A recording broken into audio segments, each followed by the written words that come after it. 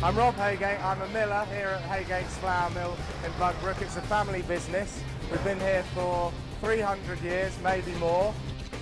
Hi, I'm Alex and I'm here to show you what happens inside a modern flour mill. These days it's quite difficult to get inside a modern flour mill. They're big factories with lots of machines in them that produce the flour that we use for so many of our foodstuffs. In the flour mill there are various types of machines ranging from roller mills which crush and grind the wheat to sieving machines which sieve out different size particles to purifiers to brand finishers, all of which we will see. This helps to achieve the end goal of producing flour. Although they're big and although they're modern, what happens inside isn't so very different to what happened hundreds or even thousands of years ago. What they're doing is taking wheat, which is the grain that we use, and converting it into flour. In fact, they do it a little more slowly than the old-fashioned stone mills. It takes about an hour for wheat to go right through a modern flour mill, compared with a few minutes in an old stone mill. It starts off with the same material, wheat that comes from the farm. It's harvested by a combine harvester, but when it comes from the farm, there's still some straw, some stones and some chaff that have to be separated out. And mills do this with a variety of different machines. They use sieves to separate out the chaff, they use magnets to take away any fragments of metal that are still there in the sample, and they use special sorting machines to take away stones that are still there in the sample. So once it's been cleaned, we have a nice sample of clean wheat which is ready to go onto the flour mill. And wheat's one of our most important food grains. There's about 650 million tonnes of wheat produced every year around the world, which is used for feeding people. And that's what we use for making bread, biscuits, lots of other foodstuffs. It's one of the most important things that we have growing on the farms around the world. Everything that comes out of a flour mill is here in the grain, and none of it is wasted. It will all be used for making food for human consumption, or any that's not required for us will be used for animal feed. So the miller's job is to try and separate the grain into its different parts. So inside here there's white flour ready to be extracted, there's bran from the outside, and there's wheat germ. The way this is done is through a gradual process.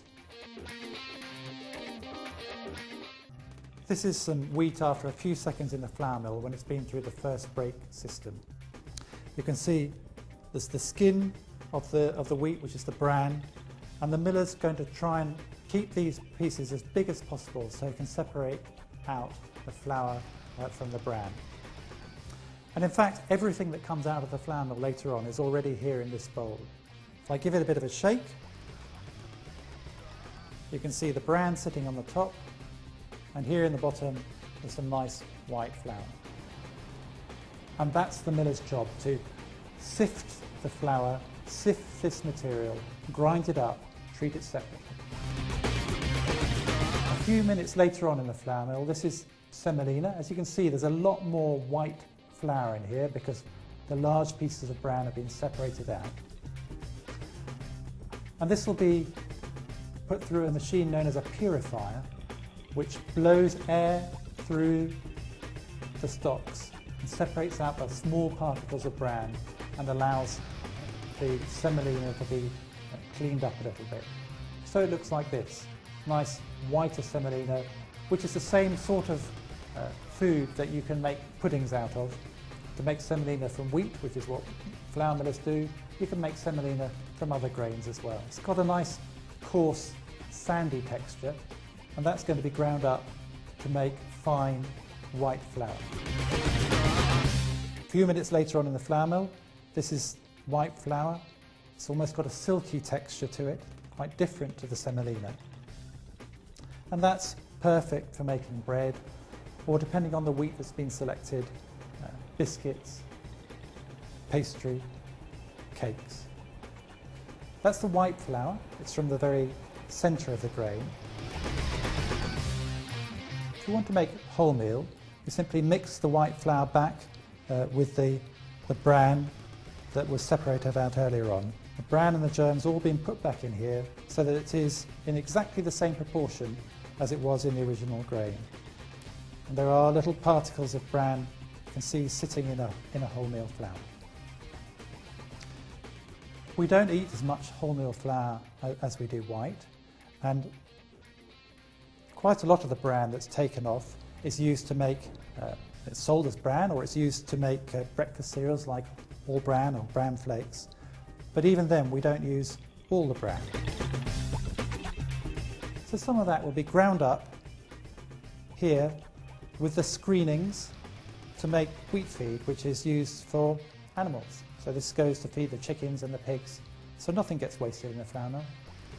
Everything that comes in goes out again, either for us to eat or for the animals to eat. So here it is, the finished product. The wheat's been into the mill, been cleaned, milled, ground, broken down into different fractions of bran, wheat feed and flour, and the final product being white, brown or wholemeal flour. It can then be taken all over the country on our lorries, in bags or bulk, and for anyone who wants to make bread, cakes, pies or any other product that you can think of using flour.